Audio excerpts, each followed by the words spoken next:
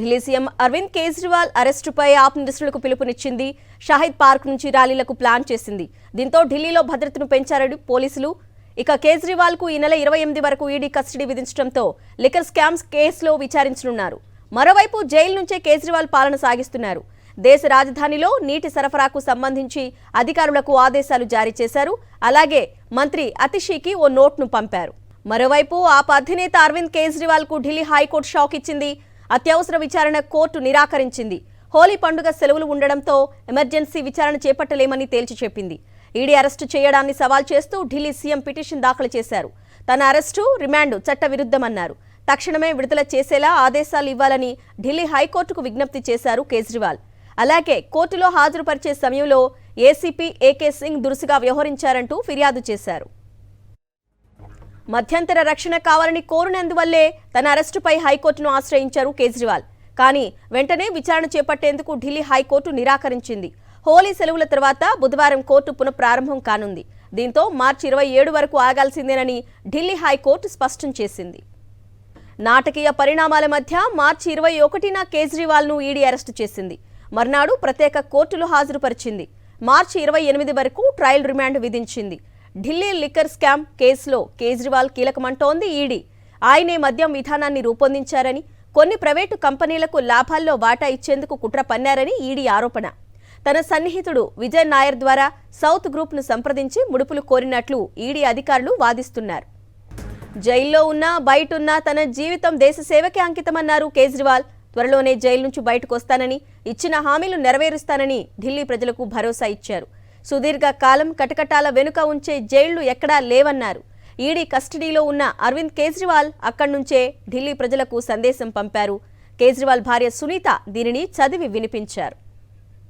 मेरे प्यारे देशवासियों, मुझे कल गिरफ्तार कर लिया गया। मैं अंदर रहूं या बाहर, हर पल देश की सेवा करता रहूंगा। मेरी जिंदगी का एक एक पल देश के लिए समर्पित है। मेरे शरीर का एक एक कतरा देश के लिए है। ऐसी सलाखें नहीं जो आपके भाई और आपके बेटे को ज़्यादा दिन अंदर रख सके। मैं जल्द बाहर आऊँगा और अपना वादा पूरा करूँगा। మరోవైపు హస్తినలో ఆప్ ఆందోళనలు మిన్నంటుతూనే ఉన్నాయి.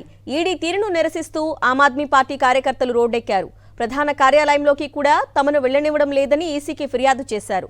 కేజ్రీవాల్ స్థానాన్ని భర్తీ చేయగల మరో వ్యక్తి ఆమ్ ఆద్మీ పార్టీలో లేరన్నారు పంజాబ్ సీఎం భగవంత్ మాన్.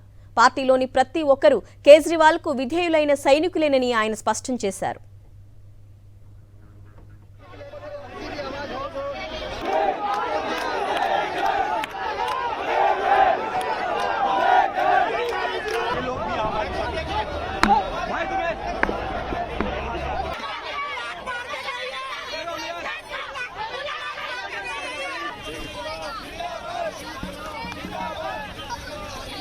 ఇదే అంశానికి సంబంధించిన అప్డేట్స్, అదేవిధంగా ఢిల్లీలో ప్రస్తుత పరిస్థితి మా ఢిల్లీ నుంచి వెంకటేష్ ఫోన్ లైన్ లో అందించడానికి సిద్ధంగా ఉన్నారు. వెంకటేష్,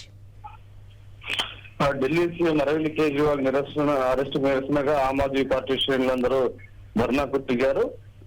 నిరసన కొనసాగిస్తున్నారు. రాజకీయ కక్ష సాధింపుతో అరవింద్ కేజ్రీవాల్ ను జైల్లో పెట్టారని ప్రధానంగా ఆరోపణలు చేస్తున్నారు. అలాగే అరవింద్ కేజ్రీవాల్ కు ఇప్పటికే ఢిల్లీ కోర్టు ఈ నెల 28 వరకు కూడా రిమాండ్ విధించినటువంటి పరిస్థితి.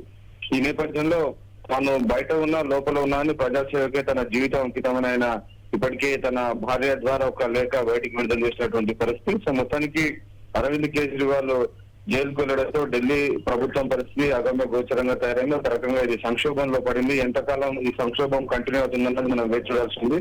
దీనిపైన లెఫ్టినెంట్ గవర్నర్ నిర్ణయం తీసుకోవాల్సి ఉంది. డే టు డే అఫైర్స్ కోసం ముఖ్యమంత్రి అందుబాటులో అవసరం, కానీ కేవలం ప్రతిరోజు ఒక గంట పాటు మాత్రమే బయట వ్యక్తులు ముఖ్యమంత్రిని కలుసుకునేందుకు జైల్లో ఉన్న ముఖ్యమంత్రిని కలిసేందుకు అవకాశం ఉంటుంది. కాబట్టి అది ఏ మేరకు ప్రాక్టికల్ గా సాధ్యమవుతుందన్నది మనం వేచి చూడాల్సింది. సో మొత్తానికి అరవింద్ కేజ్రీవాల్ అరెస్టుకు నిరసనగా ఒకవైపు ప్రతిపక్ష కూటమి నేతలు కూడా ఇప్పటికే ఎన్నికల సంఘానికి ఫిర్యాదు చేశారు. ఎన్నికల కోడ్ ఉన్నటువంటి సమయంలో విపక్ష నాయకులను అరెస్ట్ చేయడం అనేది ఖచ్చితంగా ప్రజాస్వామ్యాన్ని హత్య చేయడమే. ఇలాంటి విషయాలు జరగకుండా ఎన్నికల సంఘం చర్యలు తీసుకోవాలని వారు విజ్ఞప్తి చేస్తున్నారు. Right Venkatesh, thank you.